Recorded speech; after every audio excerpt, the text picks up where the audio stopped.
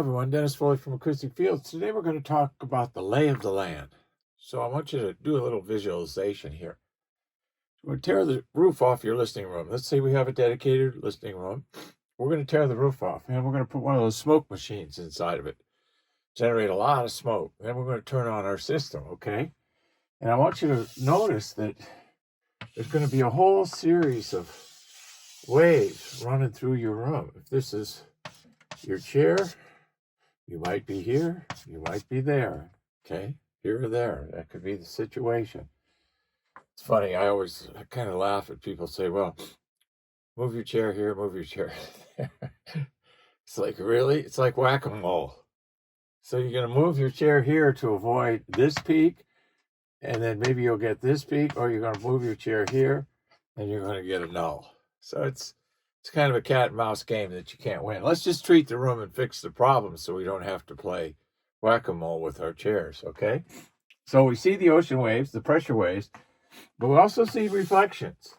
You know, we're also going to see reflections in our room off of everything, the walls, floor, ceiling, all of that stuff, right? So you're going to be able to see that with the smoke machine. You're going to be able to see all of that energy over there. So we got oscillation of low frequency wave energy, and then we got reflections crossing across the direct. Remember, if these are our speakers, this is our listening position, this is the direct energy. Okay, everything else is a reflection from the room. And that has room sound in it. So that's what we have to realize. Pressure waves, right? They exaggerate and attenuate. Too much, too little. We want something like right in the middle, right? That's what we want. We all know from past videos that pressure and reflections are distortions.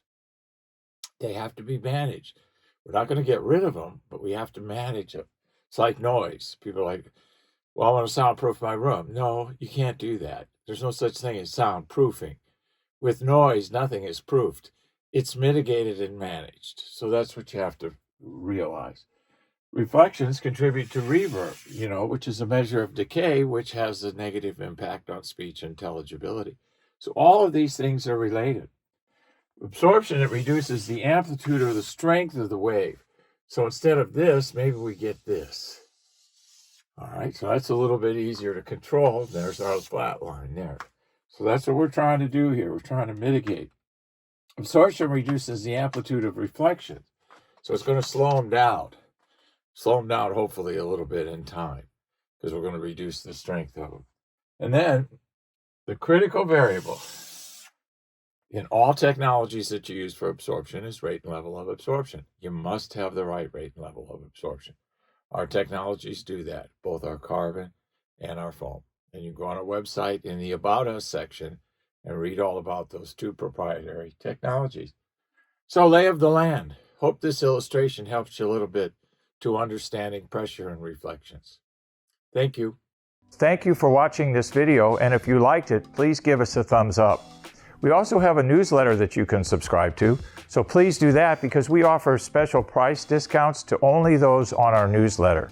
And then don't forget about our forum. We have started a forum on our own website where people ask questions, and I usually get a chance every couple of days to look at it. There's an interchange between people on the forum, and we'll give you real answers on a regular basis, so that'll help you. Thank you.